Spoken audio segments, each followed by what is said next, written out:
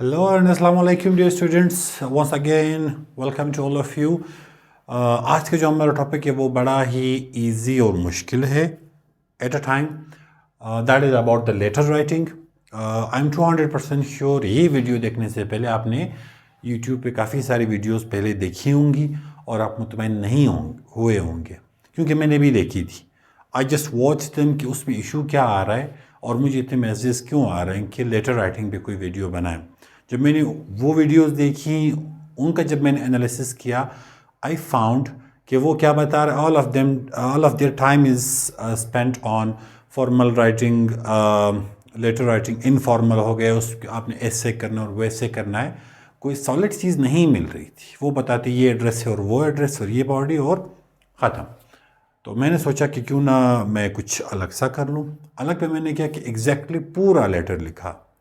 आपको एक चीज़ परेशान कर रही थी, कॉमा लगाना है नहीं लगाना, फुल स्टॉप लगाना है नहीं लगाना, और ये सब्जेक्ट को अंडरलाइन करना है नहीं करना. तो ये जो सारे करना है नहीं करना वाला सीन है वो आज मैं क्लियर करूँगा इस वीडियो में. All you have to do is to watch it till the end, और once you are done with it आपको मैं एक टास्क असाइन करूँगा, आपने वो खुद करना है. So let's get started. जो हमारा लेटर है दैट इज़ फॉर्मल लेटर. मैं फॉर्मल और इनफॉर्मल की डिस्कशन में नहीं जाऊंगा. इन वेरी सिंपल वर्ड्स, वो हिंदी में कहते हैं आसान भाषा में, फॉर्मल लेटर आप किसी भी ऑफिस वगैरह को लिखते हैं, किसी भी न्यूज़ एडिटर को लिखते हैं, किसी भी गवर्नमेंट ऑफिशियल को लिखते हैं. इनफॉर्मल आप अपने फैमिली, फ्रेंड्स और जो आपके नियर लोग हैं उनको लिखते हैं. That's it. तो एग्ज़ाम में आपके पास फॉर्मल आएगा तो हम फॉर्मल की बात ही करेंगे, राइट. इनफॉर्मल आप कैसे भी लिखो, जाना तो आपके घर ही है. सो फॉर्मल लेटर का जो आपको टॉप सवाल दिया जा सकता है, that might be write a letter to the editor of a newspaper on the issue of bad condition of roads in your locality. कि आपके घर में, आपके घर के करीब जो रोड है वहाँ पे जो उनकी कंडीशन जो है वो बहुत ख़राब है. तो अपने जो न्यूज़पेपर है उनकी एडिटर को लिखो एक लेटर, ताकि वो अपने न्यूज़पेपर में उसको दे और ये शायद ऊपर लेवल तक आपकी बात पहुंचे और आपका रोड सही हो जाए. फर्स्ट ऑफ ऑल आपने देखना होगा कि आपको पेपर में उन्होंने वर्ड लिमिट दी है या नहीं दी है. समटाइम्स वो दे देते हैं, समटाइम्स नहीं देते. अगर उन्होंने दिया था तो you will take care of that word limit. अगर नहीं दिया था तो you will go for around 130 to 170, इसी में ही रहें. 200 से आप एक्सीड नहीं करेंगे. एप्लीकेशन में हम बहुत छोटी बॉडी रखते हैं, लेटर में हमने बॉडी बड़ी रखनी होती है ऑफ आवर लेटर, राइट. एक ही चीज़ वर्ड लिमिट की अपनी केयर करनी है. और यहाँ पे to the editor of a newspaper, of a newspaper, कोई स्पेसिफिक उन्होंने आपको नहीं बताया आपने किसको लिखना है, तो आप कोई भी न्यूज़पेपर आप ले सकते हैं, राइट. उसके बाद आप आएंगे लेटर की तरफ. लेटर में क्या चीज़ आपने देखनी है, सबसे पहले ये एड्रेस आएगा. अब यहाँ से आपने मुझे बड़ा केयरफुली सुनना है. ये एड्रेस होगा सेंडर का, सेंडर्स एड्रेस, जो भेज रहा है, यानी आप अपना एड्रेस लिखेंगे. अब बीइंग अ टीचर, जब मैं क्लास में बच्चों से लिखवाता हूँ लेटर, उनको ये इशू है कि सर अगर हाउस नंबर मेंशन करना है तो मेरे घर का तो नंबर नहीं है, जो मेरे मोहल्ले का उसका भी कोई नंबर नहीं है. तो ऐसा है कि आप एक्चुअल लेटर नहीं लिख रहे हैं, आपने फॉर्मेलिटी पूरी करनी है. आप कोई भी रैंडम XYZ दें.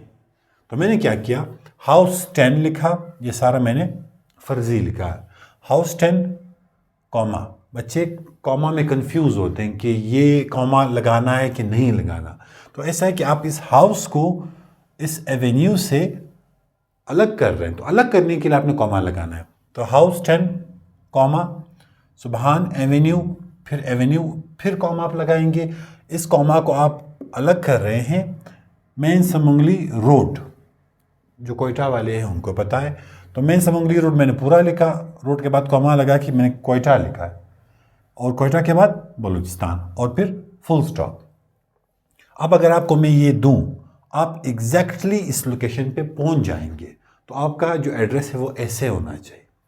और एक चीज़ की जो आपने केयर करनी वो ये है कि आपका जो ये एड्रेस है, it shall be of either 2 lines, maximum 3 lines. आप इसको 4th लाइन पे लेके नहीं जाएंगे। It shall be of 3 line, इससे ज़्यादा आपने नहीं बढ़ना, ये रूल है इनका, राइट। अपना एड्रेस लिखा, हाउस को डिवाइड करते हुए आपने कॉमाज लगाए यहाँ यहाँ यहाँ एंड फुल स्टॉप।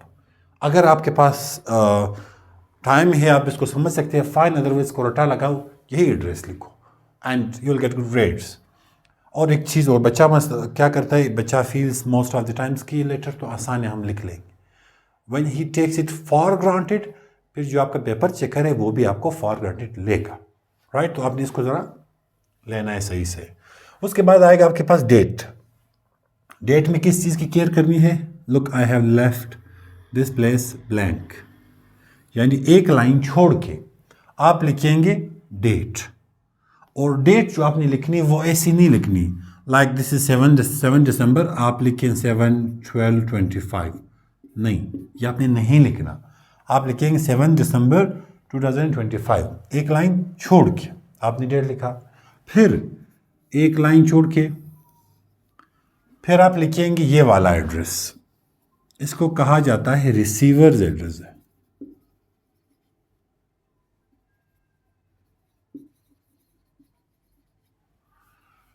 जिसको आप भेज रहे हैं।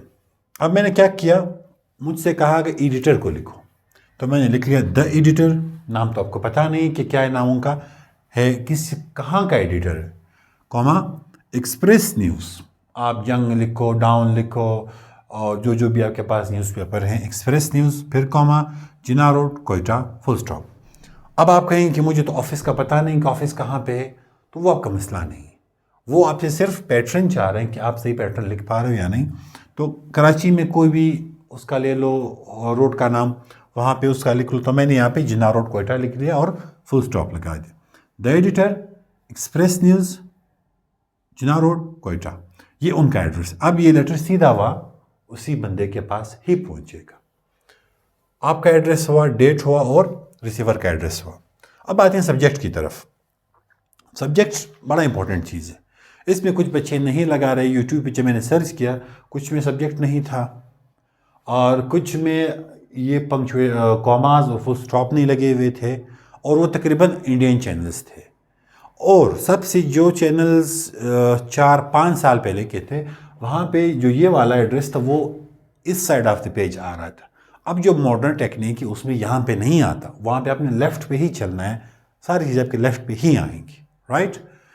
तो आपने सब्जेक्ट लिखा, सब्जेक्ट लिख के कॉलम देखे, जो भी आप सब्जेक्ट लिखेंगे, issue of bad condition of roads, right.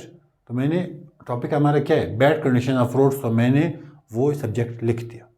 अब आपके एडिटर के पास पहुंचेगा आपका लेटर, और वो सबसे पहले आपका एड्रेस शायद पहले ना देखे, पहले इशू देखेगा, इशू क्या है, उसके बाद शायद वो आपका एड्रेस देख ले।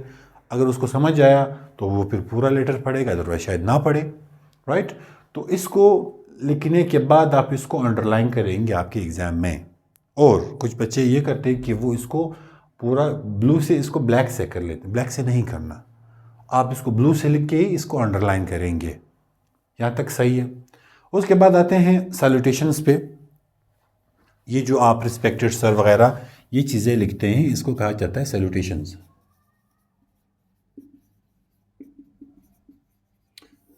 आदाब, सलाम वगैरह जो जो आपका आ रहा है, रिस्पेक्टेड सर आप कहेंगे, आप उसको डियर नहीं कहेंगे, he is not dear to you. आपको शायद वो पसंद ना हो और वो उससे आप पसंद ना हो, और इसलिए आप रिस्पेक्टेड, हॉनरेबल, इस तरह के वर्ड्स, अलकाबात उनके लिए यूज़ करेंगे, रिस्पेक्टेड सर। अब जब आप कुछ लेटर्स देखेंगे वो क्या करते हैं, वो ये थ्रू को यहाँ से स्टार्ट करेंगे, क्योंकि उन्होंने सुना है कि हमारा सारा कुछ लेफ़्ट से आएगा। लेकिन पैराग्राफ का एक इंटरनेशनली रिकग्नाइज्ड रूल है कि आप पैराग्राफ को इंडेंटेशन दे के छोड़ेंगे। इस स्पेस को इंडेंटेशन कहा जाता है। ये जो मैंने यहाँ पे छोड़ा है, यहाँ पे छोड़ा है, जब भी आप नया पैराग्राफ स्टार्ट करते हैं, आपने यहाँ पे इंडेंटेशन रखनी है। अगर किसी को लगता है कि नहीं करनी, तो बाई चांस मेरा ये वाला पैराग्राफ है वो यहाँ पे ख़त्म हो जाता, और बग़ैर इंडेंटेशन में यहाँ से स्टार्ट कर लेता, तो अगले को पता कैसे चलेगा कि यहाँ पे जो है वो नया पैराग्राफ स्टार्ट हुआ। उसके लिए फिर बच्चे क्या करते हैं कि एक लाइन छोड़ देते हैं। लाइन नहीं छोड़नी है आपने, you have to go with line by line, तो आपने क्या करना है, इंडेंटेशन आपने देनी है। और इंडेंटेशन कितनी देनी है, कोशिश करें ये थोड़ा सा कम हो। और if you are a laptop user, आप जब टैब का बटन दबाते हैं, वो जो 5 स्पेसेस वो आगे हो जाता है, जो आपका कर्सर वगैरह जो भी है, वो इतनी स्पेस आपने रखनी है, और फिर सबकी उतनी ही स्पेस आपने रखनी है। ये रखें, देन यू विल राइट। अब आपका पैराग्राफ 3 हिस्सों में, आपके बॉडी जो है वो डिवाइड होगी। लाजमी 3 पैराग्राफ्स आपके होंगे। अगर 3 पैराग्राफ नहीं है, your essay might not get good grades, right. 3 paragraph इसके। अब 3 में क्या आता है, पहले पैराग्राफ में आप यूं करेंगे कि आप जो आपने यहाँ पे इशू बयान किया है सब्जेक्ट्स में, उसको इंट्रोड्यूस करेंगे। वो क्या है, through the column of your esteemed newspaper, I would like to draw the attention of the concerned authorities toward the bad condition of roads in our locality. पहले पैराग्राफ बड़ा छोटा था, इसमें आपने बता दिया कि तुम्हारे अखबार के ज़रिए हायर अथॉरिटीज़ को मैं ये बताना चाह रहा हूँ जो हमारे रोड्स के हालात, कंडीशन ख़राब है, इसके बारे में कुछ किया जाए। ये इसका इंट्रोडक्टरी पैराग्राफ था ऑफ द होल एसे। इससे पढ़ा के तो ऐसे ही आ रहा है, of the whole letter, right. ये आपका पहला हो गया। अब दूसरा मैंने यहाँ से स्टार्ट किया हुआ है, फिर मैंने यहाँ पे इंडेंटेशन दी है, the condition of roads is completely unacceptable. अब इसी बात को मैं मज़ीद एक्सप्लेन कर रहा हूँ, डिटेल दे रहा हूँ कि एग्जैक्टली इशू क्या है। हाँ, रोड के हालात ख़राब है, क्या उनको नहीं पता कि किस तरह की ख़राब। अब यहाँ पे आप दूसरे पैराग्राफ में उसको एक्सप्लेन करेंगे। The condition of roads is completely unacceptable, it has countless potholes making the purpose of roads a big failure। यानी रोड की हालत बड़ी ख़राब है, उसमें जो पॉथहोल्स हैं, और उन्होंने जो रोड का पर्पस है कि आप पुरसुकून चलें, उन्होंने वो सारा कुछ बिगाड़ दिया है। Moreover, the things get even worse during the rainy season, कि जब बारिश होती है वहाँ पे चीज़ें और ख़राब हो जाती हैं। When potholes are not visible due to poor drainage system and the area becomes heavily accident prone, कि जब बारिश होती है हमें वो सुराख दिखाई नहीं दे रहे होते हैं, उसमें जो ड्रेनेज सिस्टम की वजह से यानी पानी निकल नहीं रहा होता, तो एक्सीडेंट प्रोन हो जाता है, यानी एक्सीडेंट बहुत ज़्यादा वहाँ पे होने लग जाते हैं। The road users and specially residents are facing a lot of inconvenience to the pathetic road condition, कि जो हमारे रेजिडेंट्स हैं और बाकी रोड यूजर्स हैं उनको इंतहाई मुश्किल का सामना हो रहा है। अब यहाँ तक आपने क्या किया, यहाँ इंट्रोड्यूस किया। सेकेंड पैराग्राफ में आपने अपना पूरा जो दुख दर्द था वो सुनाया। थर्ड में आप क्या करते हैं, it would be good if you publish this in your newspaper and the concern authorities will see the gravity of this matter and some measures will be adopted to improve the condition of